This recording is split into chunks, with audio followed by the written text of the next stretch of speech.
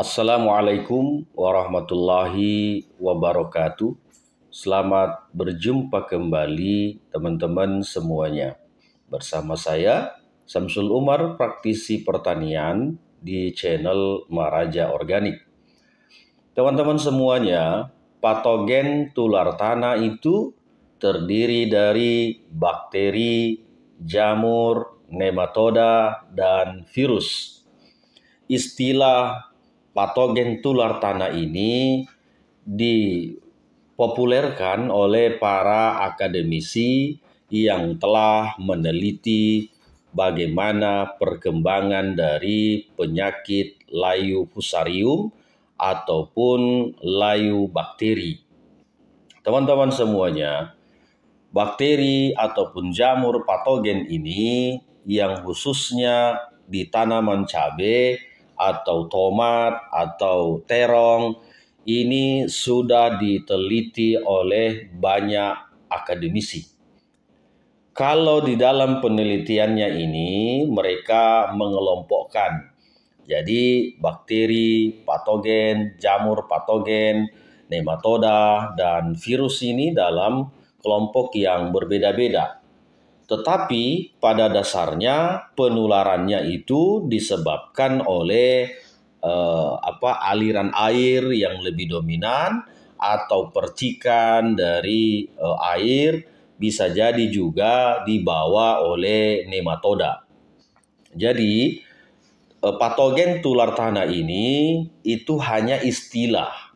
Hanya istilah karena misalnya satu pohon ini kalau terkena patogen baik dari bakteri ataupun jamur, ini tidak serta-merta di samping kiri kanannya itu juga langsung terserang. Kecuali bakteri atau jamur di sini ini dialirkan atau mengikuti air yang mengalir sampai ke sini, atau misalnya di percikan dari air ke sini yang mengandung patogen di sini di pohon yang satunya, atau dibawa oleh nematoda. Jadi nematoda itu adalah hewan-hewan renik yang kecil, sehingga misalnya dari pohon satu ke pohon yang lain. Jadi bukan secara serta-merta begitu kena satu seluruh tanaman cabai kita akan layu semua, itu tidak. Jadi istilah tular tanah itu bukan tanah yang secara langsung menularkannya, tetapi ada perantara dari media air ataupun nematoda. Teman-teman, pembahasan tentang layu fusarium, terus layu bakteri ini sudah banyak sekali. Bahkan dari beberapa praktisi akademisi itu mengelompokkan itu penelitian mereka di berbagai jenis tanaman.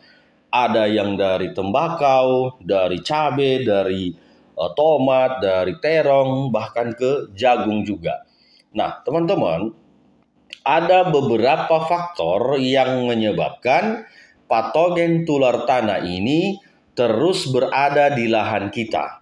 Karena bakteri ataupun jamur patogen ini itu dia bisa mendormansikan dirinya bertahun-tahun tanpa harus ada inangnya. Jadi misalnya tanah ini, kalau istilahnya tanah janda kalau di Jawa itu, yang sudah ditanami cabai beberapa kali itu mau dipraikan atau diberikan spasi waktu beberapa kali musim tanam untuk tidak ditanami, diistirahatkan dulu sehingga pikirannya bahwa ketika sudah diistirahatkan nanti patogen-patogen yang ada di dalam tanah itu bisa hilang. Itu tidak. Jadi patogen ini itu bisa bertahan lama. Jadi dia bisa mendormankan dirinya bertahun-tahun untuk menunggu ada inang baru yang bisa menjadi inangnya. Maksudnya inang itu ada tanaman baru seperti itu. Teman-teman semuanya, faktor yang menyebabkan patogen ini dari jamur atau bakteri atau virus ini yang pertama oleh pH tanah. Teman-teman semuanya, pada kelompok layu fusarium itu 95% menghendaki pH asam. Jadi pH-nya di bawah 5. Rata-rata silahkan dicek yang terkena layu fusarium itu kalau dicek tanahnya pasti pH-nya asam. Kenapa? Karena pada pH asam inilah layu fusarium ini terjadi jamur patogen yang menyebabkan layu ini itu terlalu sangat mudah melakukan pembelahan sel.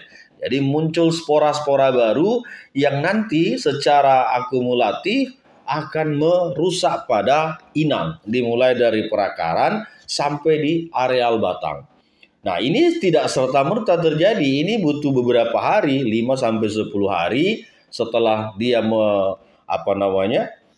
menyerang pada tanaman kita, itu sudah mulai terjadi gejala sampai tanaman itu mati. Nah, teman-teman, pH tanah ini wajib kita perhatikan. Mau menanam cabai, tomat, terong, tembakau, dan semua jenis tanaman harus diperhatikan pH tanahnya. Kalau perlu, sebelum Anda menyiapkan pupuk, menyiapkan pestisida, berikan dulu unsur-unsur yang bisa menyebabkan pH tanah ini sesuai yang diinginkan oleh tanamannya. Karena tanaman itu juga berbeda-beda pH yang diinginkan. Misalnya sayuran kangkung, bayam, terus sawi dan lain-lain, itu idealnya di pH 5,5. Itu. Kenapa? Karena yang dipetik cuma daunnya. Tapi kalau sudah berbicara cabai, berbicara tomat, jagung, padi, dan lain-lain, itu idealnya dari 6 sampai dengan 7. Artinya bahwa pH ini sangat menentukan bakteri ataupun jamur patogen ini bisa menyerang pada tanaman kita. Yang menyebabkan layu fusarium, yang menyebabkan layu bakteri. Teman-teman semuanya, setelah kita sudah memperhatikan pH-nya, maka kita perhatikan teksturnya. Teman-teman semuanya, pada tanah liat atau tanah lempung atau tanah yang mengandung abu, ini sangat disukai oleh oleh bakteri dan jamur patogen. Kenapa? Karena pada tanah yang kandungan liatnya tinggi atau lempung ini, atau pada tanah yang kandungan debunya ini, abunya ini tinggi, maka dia sangat susah untuk didrainasenya, sangat susah untuk dikeringkan.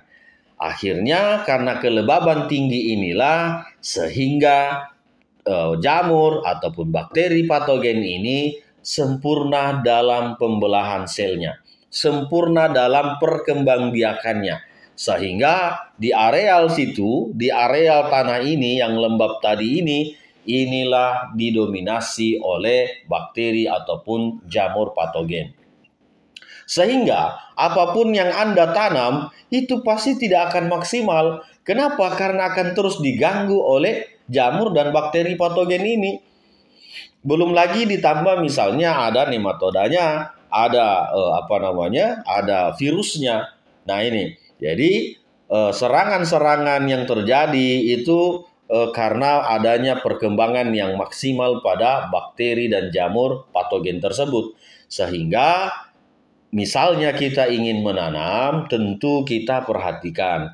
Jika misalnya tanah kita ini mau menanam cabai contohnya. Tanah kita ini tekstur tanahnya misalnya di situ liat atau lempung. Silahkan ditambahkan misalnya arang sekam, silahkan ditambah misalnya zeolit yang bisa membantu sirkulasi di situ dan ditambahkan pasir.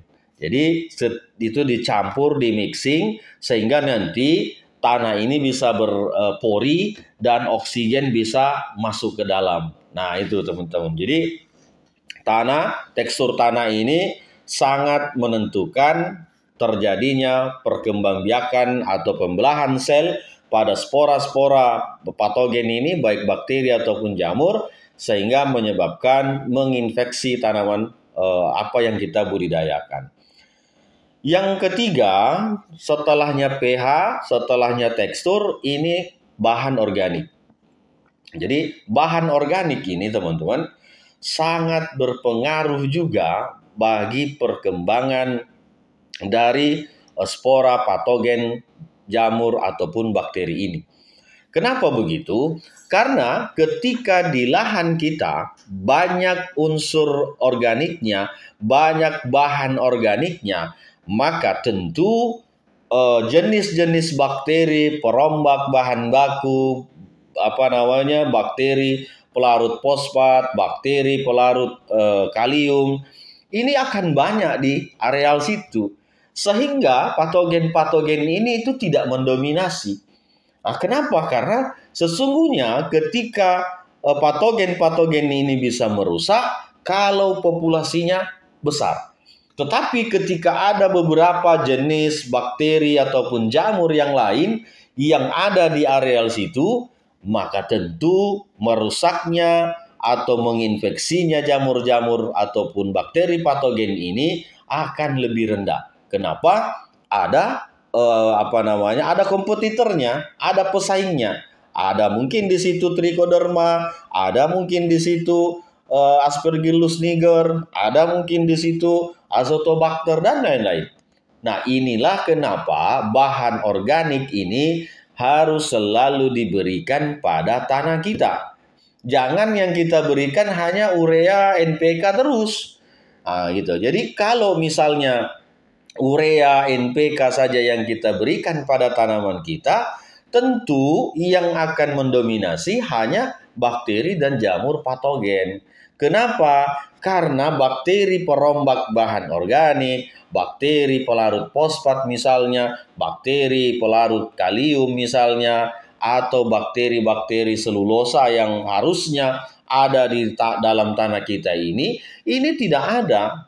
Seperti itu, olehnya sering-seringlah memberikan bahan-bahan organik kepada tanah kita. Jadi jangan karena pupuk kimia sudah tersedia, kita sudah melupakan bahan-bahan organik itu. Padahal semakin banyak bahan organik yang kita berikan, maka semakin banyak pula macam-macam jenis-jenis bakteri dan jamur positif yang akan berada di tanah kita.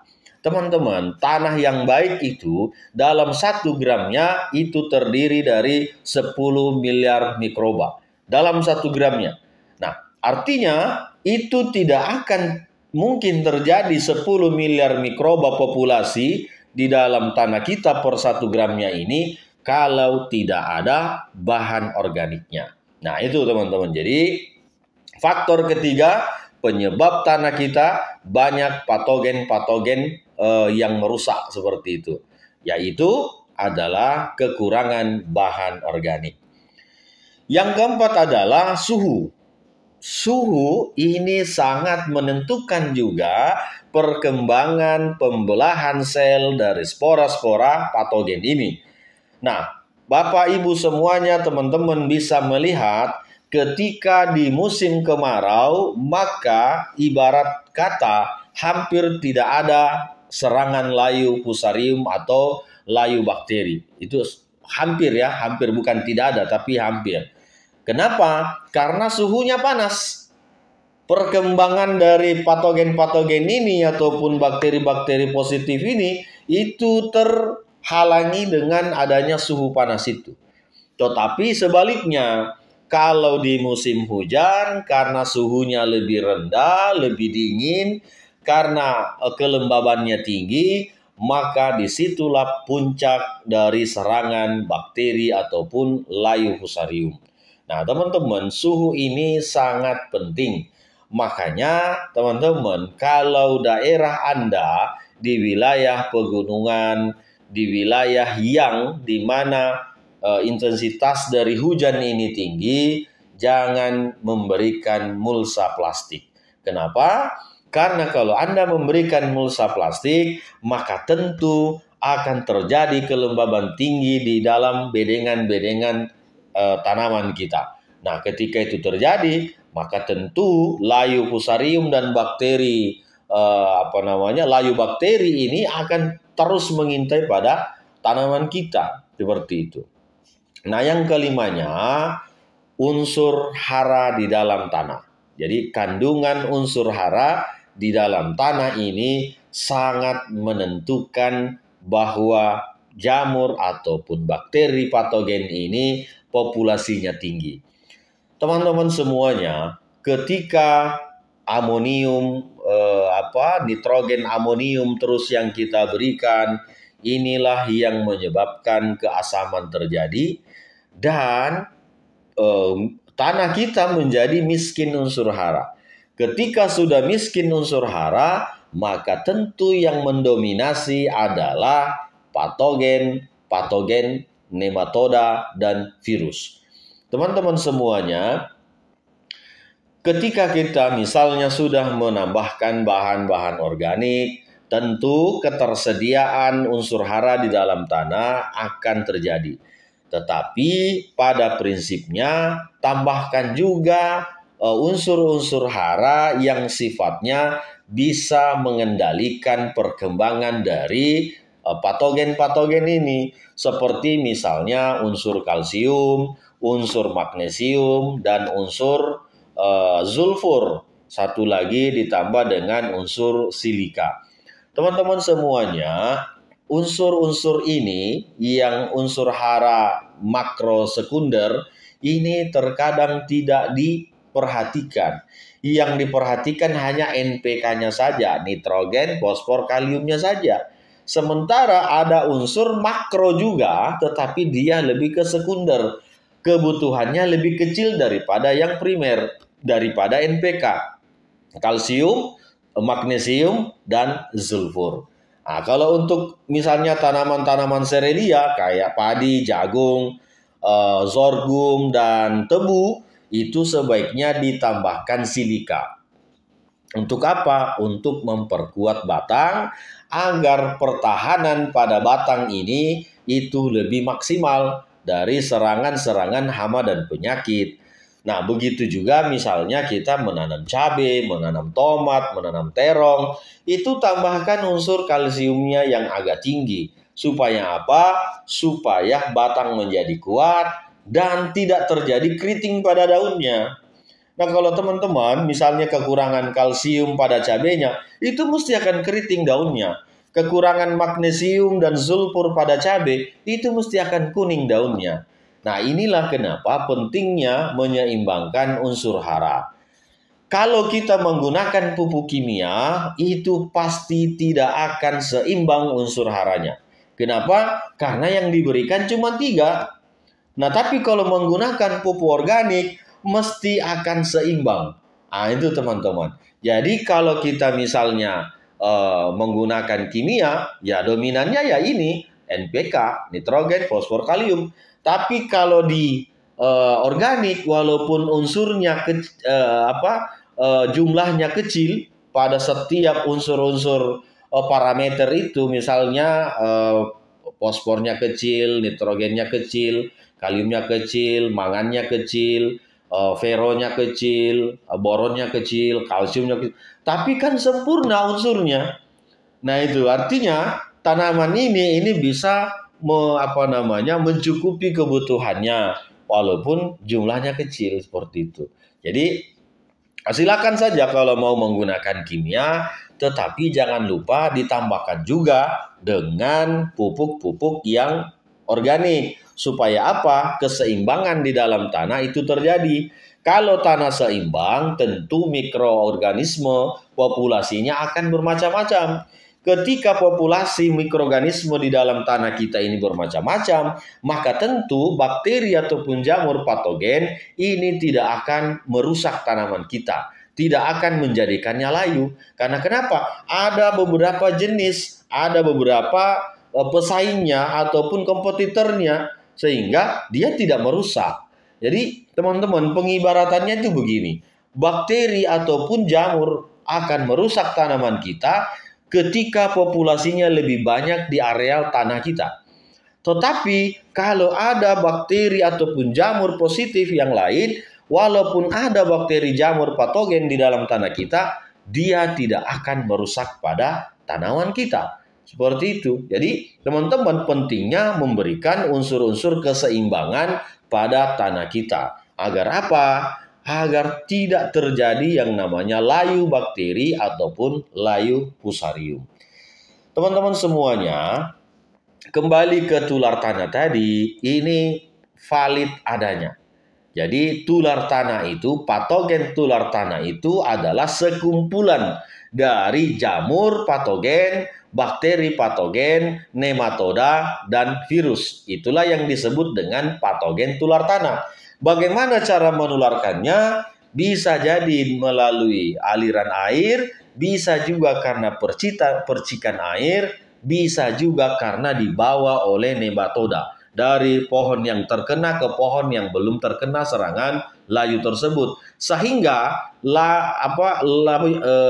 para akademisi menyimpulkan bahwa dimasukkan dalam kelompok patogen tular tanah. Nah itu, jadi kalau ada yang mengatakan tular tanah ini hoaks, berarti otaknya yang hoaks karena belum paham secara detail apa alasan sehingga dikatakan patogen tular tanah. Patogen tular tanah itu terdiri dari akumulasi 4 makhluk hidup. Jamur, patogen, bakteri patogen, nematoda, dan virus. Saya kira begitu teman-teman ulasan kita hari ini. Semoga bisa menjadi pencerahan dan sharing untuk menambah ilmu pengetahuan kita sehingga lebih selektif dalam menerima informasi. Terima kasih. Assalamualaikum warahmatullahi wabarakatuh.